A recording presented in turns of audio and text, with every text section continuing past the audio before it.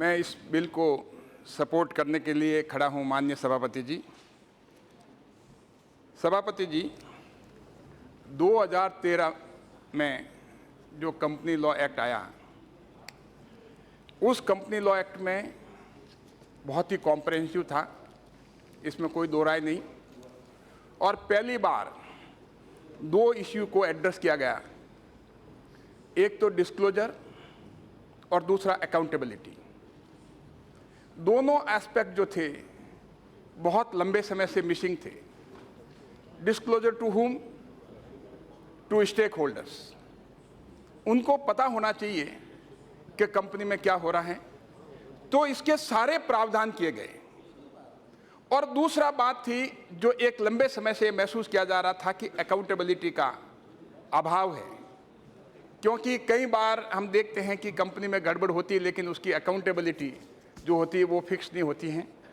तो इसमें चाहे डायरेक्टर हों, चाहे ऑडिटर हों, चाहे की मैनेजरल पर्सन हो, और चाहे इन्वेस्टर प्रोटेक्शन और कॉर्पोरेट गवर्नेंस के लिए, तो ये सारा का सारा अकाउंटेबिलिटी के साथ में जब अकाउंटेबिलिटी आएगी और डिस्क्लोजर का जब मामला होगा तो ये कॉर्पोरेट गवर्नेंस का जो है वो सिस्टम सही बैठेगा। लेकिन जब 2013 का एक्ट बना, जब इस प्रैक्टिकल यूटिलिटी आई, विदिन 2 इयर्स में ये महसूस किया गया कि इस एक्ट में काफ़ी चीज़ें जो है नई आई हैं, इन्फॉर्मेटिव हैं, और काफ़ी प्रावधान होना चाहिए। उसकी वर्किंग जो है बड़ी डिफ़िकल्ट हुई। तो मोदी गवर्नमेंट आते ही ये महसूस किया गया और वेरियस स्टेक होल्डर्स का जब ये देखा कि एप्लीकेशन में उसमें कई कठिनाई आ रही हैं, तो 2015 में पहली बार इसके अमेंडमेंट के लिए अमेंडमेंट एक्ट लाया गया और उस बिल को पास कराने के लिए उसमें पास हुआ। और उसके बाद में कुछ दिनों बाद में और महसूस किया गया, जिसमें करीब 93 अमेंडमेंट, नंबर 93, 97 हो सकते हैं, लेकिन इतने अमेंडमेंट 2013 में फिर वापस 2017 को करने पड़े।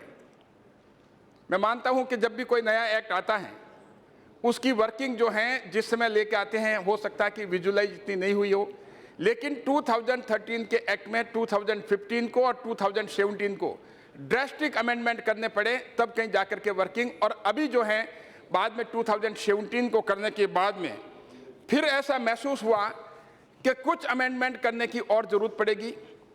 तो उसमें कंपनी लॉ कमेटी सेक्रेटरी के चेयरमैनशिप में कॉर्पोरेट अफेयर्स में बैठी और उनको ये मैंडेट दिया गया कि पूरे को इसको रिव्यू किए जाए कि इसका एग्जिस्टिंग फ्रेमवर्क है, उस एग्जिस्टिंग फ्रेमवर्क में 2 इश्यूज़ को देखा जाए। क्योंकि कई बार ये महसूस किया गया कि अगर हम चाहते हैं कि ईज ऑफ डूइंग बिजनेस हो, तो अगर डेटरेंट इफेक्ट उसका ज़्यादा होगा जहाँ ज़रूरत नहीं है उन ऑफेंसेस का, जो कि ऑफेंस जहाँ पर छोटी छोटी बात है, जहाँ पर बिल्कुल माइनर इश्यूज हैं, जहाँ फाइन से काम चल सकता है, वहाँ पर पनिशमेंट क्यों दिया जाए। तो 2013 के एक्ट में इस तरह का प्रावधान था।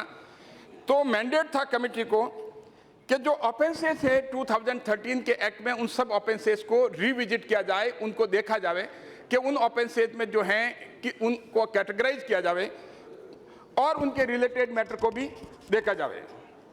तो कमेटी ने अपनी रिपोर्ट दी, रिकमेंडेशन दी, रिकैटेगराइजेशन ऑफ ऑफेंसेस, और उसमें 2 श्रेणी में बांटा। जैसे माननीय मंत्री जी ने अभी बताया, नंबर ऑफ किस तरह के कितने केसेस थे जो कंपाउंडेबल और नॉन कंपाउंडेबल की कैटेगरी में थे। मैं उस पर डिटेल में नहीं जाना चाहता, लेकिन मैं ये बताना चाहूँगा कि जो उस केसेस के जो कंपाउंडेबल थे उनके लिए सिविल लाइबिलिटीज़ जो हैं वो इम्पोज करने के, जैसे ऐसे ऐसे ऑफेंसेस जो प्रोसीजरल थे, प्रोसीजरल लैप्स के थे, टेक्निकल लैप्स के थे।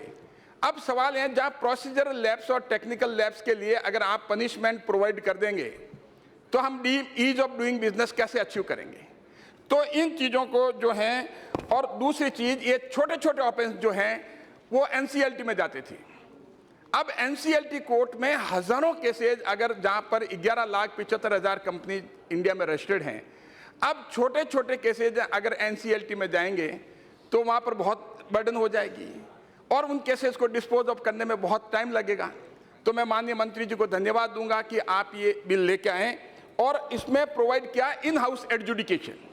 जो केसेस डिपार्टमेंटल लेवल पे, गवर्नमेंट लेवल पे सेटल हो सकते हैं, उन केसेस को जो फाइन के हैं छोटे छोटे केसेस, वहाँ सालों तक इंतजार करना नहीं पड़े, तो उसके लिए इन हाउस मैकेनिज्म जो जनरेट किया इस बिल के द्वारा वो बहुत ही अप्रिशिएट के लायक हैं। और यही कारण है कि मोदी सरकार के दौरान जो ईज ऑफ डूइंग बिजनेस में भारत की रैंकिंग जो बड़ी है, उसका कारण यही है कि लगातार चाहे आईबीसी हो, चाहे कंपनी लॉ अमेंडमेंट में हो, एक पूरा का पूरा विश्वास पैदा हुआ है बाहर के लोगों को जो आकर के अपना पैसा यहाँ लगाते हैं।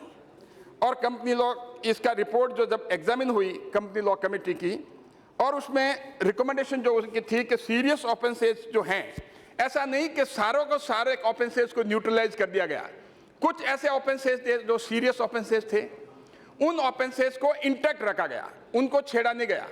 ऐसा नहीं कि कोई अगर किसी तरह की कंपनी में किसी से फ्रॉड करें और फ्रॉड करने के बाद में उसके फाइन इंपोज कर दें, ऐसा नहीं है, उनको इंटैक्ट रखा गया है। और जो सीरियस ऑफेंस हैं उनकी existing rigour of the law will continue, और जो लैब्स और टेक्निकल और प्रोसीजरल ऑफेंसेज हैं वो इन हाउस में शिफ्ट किए हैं। बाकी सीरियस ऑफेंसेज हैं जो इंस्टीट्यूटरी बॉडी और इंस्टीट्यूशन में है वो वहाँ जाएंगे। और कंपाउंडेबल ऑफेंसेज जो हैं वो सिविल रॉन्ग है, वो उसको फाइन के द्वारा सेटल करने का प्रावधान करा गया। और इससे सबसे बड़ा फायदा जो है वो दो हुए, एक तो ईज ऑफ डूइंग बिजनेस का, और दूसरा जो है कॉर्पोरेट कंप्लायंस का। कंप्लायंस जो है उससे बहुत इजी होगी और फास्ट होगी। जो इन हाउस मैकेनिज्म में केस 2 दिन में तय हो सकता था, वो 2 साल तक एनसीएलटी या कोर्ट ऑफ लॉ में या स्पेशल कोर्ट में डिसाइड नहीं होता। तो ये बहुत बड़ा स्टेप लिया गया। इससे कम से कम जो स्पेशल कोर्ट हैं वो डीलॉग होंगे लिटिगेशन से, उनका लिटिगेशन का भार कम होगा, केसेस जो हैं वो जल्दी डिसाइड होंगे और नंबर ऑफ केसेस जो हैं वहाँ कम जाएंगे।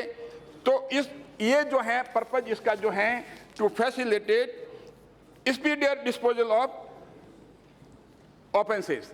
तो उससे क्या है कि 2 ड्यूअल पर्पज सर्व होगा। एक तो जो डिपार्टमेंट जो है, डिपार्टमेंट में वो केसेस डिस्पोजल होंगे जल्दी, और एनसीएलटी में भार कम होने से और स्पेशल कोर्ट में उनका लोड कम होने से एनसीएलटी में भी केसेस का डिस्पोजल और सीरियस केसेस जो फ्रॉड के केसेस हैं उस पर ध्यान ज़्यादा होगा, उन पे कंसंट्रेशन ज़्यादा होगा, फोकस ज़्यादा होगा। तो उन केसेस को मेरिट वाइज जो डिसीजन होने में वो ठीक रहेगा, जिससे सेक्शन 447 के केसेस जो हैं, कॉर्पोरेट फ्रॉड के केसेस जो हैं, उनमें कोई बदलाव इस बिल में नहीं किया गया है। माननीय सभापति जी, मैं ये भी बताना चाहूँगा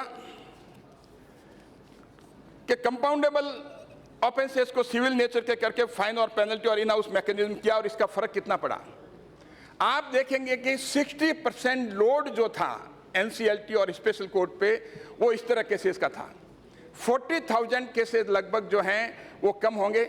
मुझे पता नहीं, हो सकता कि गवर्नमेंट ने शायद निर्णय लिया हो, जो केसेस जो हैं पहले के जो पेंडिंग केसेस जो हैं वो भी केसेस जो हैं, मैं क्लेरिफिकेशन चाहूँगा मंत्री जी से कि पहले जो केसेस पेंडिंग है इस ऑर्डिनेंस और बिल आने के पहले के, उन केसेस को भी आप ट्रांसफ़र अगर कर लें इन हाउस मैकेनिज्म में, तो ये जो हैं और भी जो हैं उन पे लोड जो है अननेसेसरी एनसीएलटी पे कम हो जाएगा और केसेस जो हैं वो जल्दी डिसाइड होंगे। और मैं ये भी बताना चाहूँगा कि जब एनसीएलटी की बात आती है, क्योंकि आईबीसी में इंसॉल्वेंस बैंक्रप्सी कोड में टाइम लिमिट जो दे रखा है उसमें कि इतने टाइम में वो केस डिसाइड होना चाहिए, जो ये केसेज अगर होते तो वो केसेज भी डील नहीं होते, क्योंकि एनपीए के केसेज भी हैं। तो अब ये केसेस गवर्नमेंट को ट्रांसफ़र होने से बहुत ही फ़ायदा हो, आम जन को फ़ायदा हो जाएगा, कंपनीज को फ़ायदा होगा जिनका लिटिगेशन है वहाँ। क्योंकि छोटे छोटे केसेस जैसे change of financial year, non filing of financial statement, change of this public company to private company, ये केसेस जो हैं ये आरओसी जो हैं इफेक्टिवली ये डील कर सकते हैं। तो ऑब्जेक्टिव जो गवर्नमेंट का है इस बिल से साफ लगता है, बहुत ही क्लियर है कि to plug the this regulatory gap जो रह गए हैं 2013 एक्ट में एंड स्पीडियर जस्टिस। तो इससे ये भी फायदा होगा, सर अभी तो शुरू किया मैंने, तो अभी तो ये भी होगा कि corporate governance and compliance standard जो हैं वो इससे ठीक बनेंगे। और एग्जाम्पलरी पनिशमेंट जो है वो सीरियस ऑफेंसेस के लिए रखा है। सर जो जहाँ तक एनफोर्समेंट ऑफ कंप्लायंस मैनेजमेंट की है, अभी अधीर रंजन ने सेल कंपनी की भी बात की। सेक्शन 10A नया इंट्रोड्यूस किया है, इंसर्ट हुआ है, क्योंकि पहले ये होता था कि ये अधीर रंजन के कांग्रेस की सरकार के टाइम, जो यूपीए के टाइम जो था, लंबे समय तक इनके जो हैं, जो सेल कंपनी जो ये कहते हैं, क्योंकि सेल कंपनी का नाम अब शुरू हुआ, ये जो पौधा जो लगाया वो उनके टाइम से लगा और लंबे समय तक ये चलते रही। 2014 में पहली बार प्रधानमंत्री मोदी जी के नेतृत्व में इन सेल कंपनी का सफाया होना शुरू हुआ। लगभग 3,50,000 कंपनी ऐसी हैं जिनको स्टक ऑफ किया, क्योंकि आप लोगों ने रूथलेसली बिना सोचे समझे रजिस्टर किया। उन कंपनीज का कोई एड्रेस अता पता नहीं था और उन कंपनीज का कोई जो सब्सक्राइबर हैं उनके जो शेयर होल्डिंग, उनका पेमेंट जो था वो जमा नहीं था। और ये कंपनी क्या करती थी, जैसे आप देखिए, इन कंपनी का काम था मनी लॉन्ड्रिंग का, इन कंपनी का काम था ड्रग फंडिंग का, इन कंपनी का काम था इलीगल एक्टिविटीज का। तो ये सारे के सारा सफाई का काम किया। तो पहली बार ये देश आज़ाद होने के बाद में अगर डिसीजन किसने लिया तो प्रधानमंत्री मोदी जी ने लिया। और इससे एक बहुत बड़ा फेज जो है, विश्वास जो है, क्योंकि प्रधानमंत्री जी चाहते हैं कि कॉर्पोरेट स्ट्रक्चर जो काम करें वो ट्रांसपेरेंसी के साथ करें और कॉर्पोरेट स्ट्रक्चर जो है इसका मिसयूज नहीं हो, जिस पर्पस से बना है उस पर्पस से वो चलें। तो ये जो सारा का सारा इसमें जो ये सेक्शन 10 में जो आया है, और इसी में मैं और बता दूं कि जो जहाँ तक सेल कंपनी की बात है, डीमोनेटाइजेशन और डीमोनेटाइज के पहले और उसके बाद में कुछ कंपनियां ऐसी थी, हजारों करोड़, 3,700 करोड़ भी हैं, 2,300 करोड़ भी हैं, इन्होंने डीमोनेटाइजेशन के वक्त इन कंपनियों में जमा करवाएं और निकलवाएं। जहाँ तक सेल कंपनी की बात करें, हम ये नहीं कह रहे हैं 3,50,000 कंपनी सभी सेल कंपनी हैं। ये कंपनी नॉन कंप्लायंट कंपनीज हैं। 248 जो सेक्शन है उसकी कंप्लायंस नहीं करती वो हैं, लेकिन इस कंपनी में वो भी हैं बोगस कंपनी, जिसको हम कह सकते हैं सेल कंपनी, जिसका कोई बिजनेस नहीं होता, उसको कहते हैं हॉलो कंपनी, सेल कंपनी। तो ऐसी कंपनी जो हैं, इन कंपनियों ने ये काम किया। तो इनको सारों को सारा स्टक ऑफ करके इनकी प्रॉपर्टी, इनके बैंक अकाउंट सीज किए, इनकी प्रॉपर्टी जो है पूरा का पूरा, जो मुझे पता नहीं whether government has taken the decision or not, but I request the government kindly take the decision with respect to dispose of that property, and all the proceeds of that sale proceeds should be deposited in the consolidated fund of India. और sir मैं ये भी बताना चाहूँगा कि इसमें जो section 10A जो इंट्रोड्यूस किया, उसमें कंपनी खोलते ही just within 5 minutes I will conclude. Within 5 minutes. I am concluding, sir. I am first speaker of my party. Absolutely, I will conclude. It is a very important bill, sir. It is very important bill, and it is for the purpose of ease of doing business. I will not take more time because no other speaker is there. Okay. The government wants to pass the bill about today. The section, I am referring only 2-3 sections, sir. So section 10A, insertion of section 10A, so the intent and object of the government and the spirit of the government. The spirit behind this is that as soon as you open the company, you have to declare that the subscriber have paid their shareholding. And secondly, at the same time, the registered office is required to be shown. So registered office can be inspected by the registrar of the company and can see that whether registered office is there or not. But in coming year, I think that the geotagging can also be done to find out whether the registered office is there or not. Now, sir, so many other sections are also there, but I will also request the Honorable Minister, kindly, because this large number of companies are there, registered about 11,75,000 companies, to regulate these companies and to see whether their affairs is conducted in accordance with law or not, whether they are filing the return in time or not, whether there is any fraud or there is not. The induction of the artificial intelligence is very, very essential in these days, and it is the need of the hour. And so that's why this section 248, because under section 248 we can only find out by MCA 21 that whether these companies have filed the annual report or annual statement this 2 consecutive year or not. If they fail to do it, then they can be stuck up. But we can also find out some infirmities by them. So kindly see, so far as section 1 and this, apart from this ordinance, 2-3 sections more were added in this bill with respect to this NAFRA, because it is very essential. और financial audit के लिए ये बहुत ज़रूरी था, क्योंकि उसमें पहले इनकी वर्किंग जो थी कि पूरा का पूरा सेंट्रलाइज था, लेकिन मैं इस बात के लिए धन्यवाद दूंगा माननीय मंत्री जी को कि उन्होंने इसकी फंक्शनिंग जो है वो डिसेंट्रलाइज करके डिवीजन और उसके एग्जीक्यूटिव बॉडीज के द्वारा उसकी फंक्शनिंग को आगे बढ़ा रहे हैं। Now, please try to it. 1-2 minute sir. और डायरेक्टरशिप के लिए आप देखिए कि पहले डायरेक्टर कितनी कंपनियों के हो जाते हैं, पता ही नहीं होता था, लेकिन अब सीलिंग फिक्स कर दी है। अगर उस सीलिंग के तहत में जो सीलिंग है उसमें सेक्शन 164 और 165 में सीलिंग फिक्स करके अगर उस सीलिंग से एक्सीड करते हैं तो वो डिस्क्वालीफाइड हो जाता है। तो ये प्रोविजन भी जो लाना वो बहुत ही अच्छा प्रोविजन है।